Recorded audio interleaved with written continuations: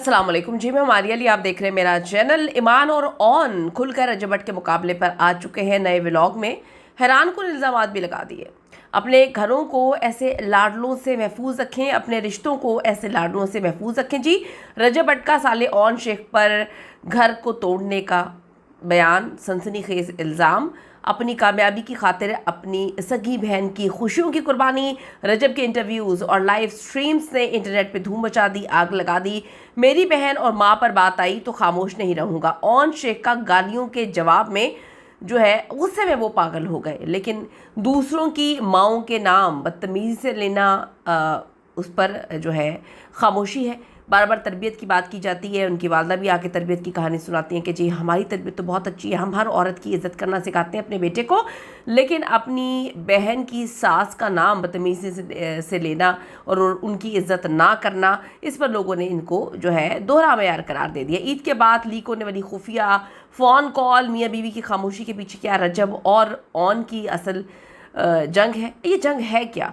क्या सच में ऑन जो है सिर्फ कामयाबी के लिए? क्योंकि हमने देखा बहुत सारे व्लॉग्स में ऑन शेख डिटो कॉपी करे रजब भट्ट को, उनके तरह से बोलना, खाना पीना, अपनी वालदा को हर व्लॉग में लेकर आना, बाहर 4-5 वो भाड़े के टट्टू खड़े करके उनके साथ हाथ मिलाना, हर चीज़ डिटो कॉपी की जा रही है रजब भट्ट की। तो क्या ये जंग सिर्फ ये थी कि ये रजब भट्ट बनना चाहते थे, इसी वजह से इन्होंने अपनी बहन का घर तबाह किया?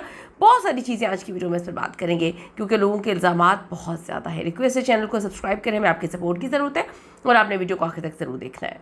लाडलों से महफूज रखें लोगों के घरों को भी और चैनल्स को। मेरी जहाँ तक बात होती है, मुझे गालियां देते हैं, ठीक है, मैं मुस्कुरा रहा होता हूँ कि यार चलो कोई नहीं, खैर है। नया व्लॉग, नए इल्ज़ामात। देखिए ना, ईमान और ऑन शेख ने जो इनके व्लॉग्स हैं, बल्कि खसूसी जो ईद पर आने वाला व्लॉग है उसमें नई गेम खेलना शुरू कर दिया है। हम ईद कैसे मनाएं? ईमान को बहुत दुख है और ईमान जो है दुख की वजह से वो तैयार नहीं हो सकी ईद के पहले दिन। उनकी वालदा जो है वो बीच में तुनकियाँ मारती हैं कि जिसको बहुत ज़्यादा दुख है, लेकिन लोगों ने नीचे सवाल पूछना शुरू कर दिए, जब प्रमोशनल वीडियोस बनाती हैं तो वो दुख क्यों नज़र नहीं आता उनके चेहरे पर? उनके चेहरे पर तो जो रौनकें नज़र आई हैं जब से उन्होंने इन्फ्लुएंसर बनी है, जब से वो पैसा कमाना शुरू हुई हैं और इनके घर के हालात ही मुकम्मल तौर पे चेंज हो गए हैं, तो वो तो खुशी एक अलग ही लेवल की है और कौन सा दुख, कोई दुख नज़र नहीं आ रहा। लेकिन जैसे ही व्लॉग की कहानी शुरू होती है तो अवाम की सिंपैथी हासिल करने के लिए एक दुख आना शुरू हो जाता है और बताया जाता है, दुख के बारे में बताना पड़ता है कि मैं दुखी हूँ। मैंने तो हमेशा ये देखा है कि दुख जो है ना वो इंसान के नज़र आता है, किसी की आंखों के नीचे हलकों की सूरत में, किसी की आंखों के नीचे स्वेलिंग की सूरत में, किसी का रो रो के बुरा हाल हो जाता है, किसी की आवाज़ नहीं निकलती। तो दुख तो जो है वो बताए ही नहीं जाते, दुख तो छुपता नहीं है। अल्लाह ताला किसी को दुख ना दे। मैं कहती हूँ दुख बड़ी जालिम चीज़ है, जो अंदर से दुख आपको खा रहे होते हैं वो आपको तो सांस नहीं लेने देते। खैर, हम ईद कैसे मनाएं, ये नया व्लॉग में नया ड्रामा था, लेकिन लोगों ने भी नीचे लिख दिया, लोग भी आपको पता है खैर जो है ना बिल्कुल चुप नहीं रहते, लोगों ने नीचे लिख दिया प्रमोशनल वीडियोस में तो ईमान जो है उनका दुख एक कतरा नहीं टपकता। व्लॉग शुरू होते ही ठंडी आहें जो है वो शुरू हो जाती हैं। साथ साथ ऑन का ड्रामा कि मैं तो हर औरत, हर लड़की की बड़ी इज्जत करता हूँ। रजब भट्ट के घर को छोड़ के लोगों ने नीचे लिखा है। रजब और ईमान का झगड़ा अब सिर्फ मियाँ बीवी का झगड़ा नहीं रहा, आप सबको पता है ज़ाती मामला नहीं है। रजब भट्ट और उनके साले ऑन शेख के दरमियान जो है एक हाई वोल्टेज सोशल मीडिया जंग में तब्दील हो चुका है। इसमें पहले दिन से हमें नज़र आ रहा था कि ऑन का साथ देने के लिए उनकी बहन उनके साथ मौजूद है। तो रजब को ये दुख है, इस बात की तकलीफ़ थी कि मेरी बीवी कभी मेरे साथ खड़ी नहीं हुई, और ये बात तो खैर मुझे भी बड़ी वियर्ड लगी। एज अ न्यूट्रल एनालिस्ट अगर बंदा कोई बात सोचे कि आपके शोहर को कराची में कुट पड़ रही है, फंटी पड़ रही है, मार पिटाई हो रही है, और आप वहाँ पर एक स्टेटस नहीं लगा रही, एक स्टोरी नहीं लगा रही, लेकिन अपने भाई के डिफेंड में तो आप तो राम कहानियाँ लिख देती हैं।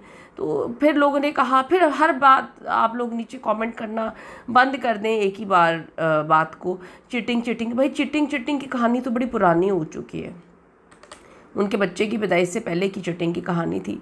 और अगर चिटिंग की कहानी इतनी ही आपको दुख देती है ना कि मेरे मियाँ ने मुझे चीट किया, तो मैं उससे खुला ले लेती, मैं इतना बड़ा ड्रामा ना रचाती, अपने आप को उसका नाम लगा के जो है पहले स्टैंड ना करती, फिर उसमें खामियां ना निकालती। ऐसे नहीं होता। आप लोग बड़े पढ़े लिखे लोग हैं और पढ़े लिखे लोगों को भी रजब भट्ट बनने की ज़रूरत है, तो फिर रजब भट्ट में कुछ तो बात है, ये माननी चाहिए ना। अगर आप इतने पढ़े लिख कर भी जो है आप कहते हैं कि जी हमारा आइडियल हमने रजब भट्ट बनना है, जो कि आप बन रहे हैं, तो फिर ये पढ़े लिखे हम बहुत एजुकेटेड हैं, इसकी कहानी प्लीज़ साइड पे निकाल दीजिए खुदा के लिए।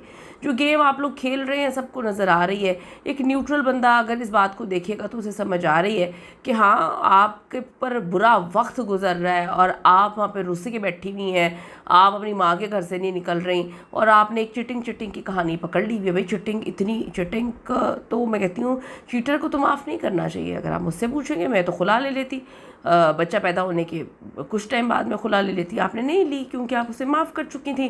जब माफ़ कर चुके हैं तो फिर उस चीज़ पे उसको बनाकर मुख्तलिफ़ जगहों पे फिर क्यों आपका भाई जो है वो चीटिंग कार्ड खेल रहा है, औरत कार्ड आप खेल रही हैं, क्या कर रहे हैं आप लोग? सब लोग बेवकूफ़ नहीं होते, कुछ लोगों के पास अकल भी होती है और उनको सारे मामला समझ आते हैं।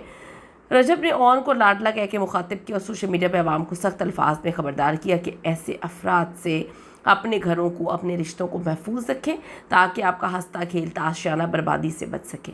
रजब के इस बयान ने इंटरनेट पर एक नई बहस छेड़ दी है। बात यहीं ख़त्म नहीं हुई। रजब भट्ट ने अपने हालिया इंटरव्यू लाइव स्ट्रीम्स में एक बड़े और संगीन दावे भी किए। उनका कहना है कि ओन शेख ने सोशल मीडिया पर अपनी कामयाबी और व्यूज़ की खातिर अपनी सगी बहन ईमान की खुशियों और उनके घर की कुर्बानी दी है। हम अंधे नहीं, हमें भी नज़र आता है। यानी अपनी दुकान चमकाने के लिए बहन के रिश्ते को ख़त्म कर दिया। दूसरी तरफ ओन शेख इस ओपन अटैक पर खामोशी तोड़ दी, अपना सख्त मौक़िफ़ सामने रखा। उन्होंने कहा जी अपने ख़िलाफ़ तो मैं तनकीद बर्दाश्त कर सकता हूँ, गालियाँ बर्दाश्त कर सकता हूँ, लेकिन जब मेरी बहन की इज़्ज़त और वालदा की इज़्ज़त पर बात आएगी तो मैं खामोश नहीं बैठूँगा, मैं स्टैंड लूँगा। पर ये आज तक ये जो आपकी बहन को अगर गालियाँ पड़ रही हैं या आपकी वालदा के बारे में बात हो रही है, आप ही की वजह से हो रही है। लोगों ने नीचे जो क्लियरली बात दिखी कि ऑन की वजह से ही हो रही। ऑन ने पॉडकास्ट में जाके गंद घोलना शुरू किया, घर की बातें फिर वहाँ पर आई और फिर इस तरह से सारी चीज़ें चलती रहीं। ऑन ही अपने बहनोई के दुश्मनों के साथ लाइफ में बैठा करता था। ऑन ही ईमान की जानिब से कहा गया कि मेरे बेटे का नाम नहीं लेना, बाप रोते ये अब तो कंफर्म्ड है। अब तो ये कंफर्म्ड लोगों ने बड़ी चीज़ें लिखी हुई हैं। मैं खैर इस पर बात नहीं करूँगी क्योंकि मैंने खुद देखा नहीं, मेरे पास कोई सबूत नहीं है कि ये जो बच्चे की वीडियो लीक हुई थी, ये भी लॉजिकली लोग बात करते हैं कि ईमान की फैमिली को ही उसका फ़ायदा उन्होंने ही लीक की थी। उसके बाद रजब का नाम लगा दिया। और दूसरी बात ये कि जो कहानी इससे पहले भी चल रही थी, वो जो आवाज़ की थी जिसमें वो रोती हुई कह रही है अम्मा मेरे बच्चे को नज़र लग जाती है, मेरे बच्चे का नाम ना लिया जाए, वो भी आप देखें कि अब नाम कौन लेता है। पूरी आवाज़ें चल रही होती हैं हर जगह पर। किवान अभी आप देख लें, एक आध महीने बाद किवान को भी ये लोग ले आएंगे जब इनका व्लॉग नहीं चलेगा। तो फ़ायदा किसको रहा, किस चीज़ का, कोई बेवकूफ़ नहीं है। ईद के बाद ही तनाज़ा मज़ीद संगीन हो चुका है, ख़ास तौर पे हालिया लीक शुदा फ़ोन कॉल जिसने रही सही कसर निकाल दी है। इस वक्त सच ये है कि ईमान और रजब के दरमियान बराह रास्त बातचीत तो बहुत पहले की बंद है, लेकिन यहाँ अजीब और हैरानकुन मोड़ ये है कि ईमान अभी तक सोशल मीडिया पे रजब भट्ट को फॉलो कर रही हैं, उसका नाम भी साथ लगा रही हैं। आपका मियाँ चीटर हो तो आप सबसे पहले खुला लेती हैं और उसका नाम अपने नाम के साथ लगाना पसंद नहीं करती, लेकिन नहीं, ऐसा नहीं है। यही वजह है कि अवाम में शदीद बहस जारी है, क्या ये झगड़ा मियाँ बीवी का था या असल लड़ाई सिर्फ ओन शेख की और रजब भट्ट की थी। और ओन शेख अपने आप को रजब भट्ट बनना चाहता था, वहाँ पे खड़ा करना चाहता था, उसको कॉपी करना चाहता था। और इन सब के बीच में पिस रहा है बेचारा किवान, एक बच्चा जो माँ बाप की लड़ाई का शिकार हो चुका है या किसी के मफाद का शिकार हो चुका है, जिसे ना बाप का प्यार मिल रहा है और ना ददियाल का। बस जी मामू जो है वो कहता है मेरा सबसे लाडला है। मामू का लाडला कब तक रह सकता है जब तक मामू के अपने बच्चे नहीं होते। इधर रजब भट्ट के वालिदैन भी रोते रोते ईद गुजार रहे हैं कि एक हमारा बेटा और एक ही हमारा पोता है, लेकिन ये कैसी ईदें हैं कि हम अपने खून को तरस रहे हैं। बात सिर्फ इतनी है, सबको सब नज़र आ रहा है।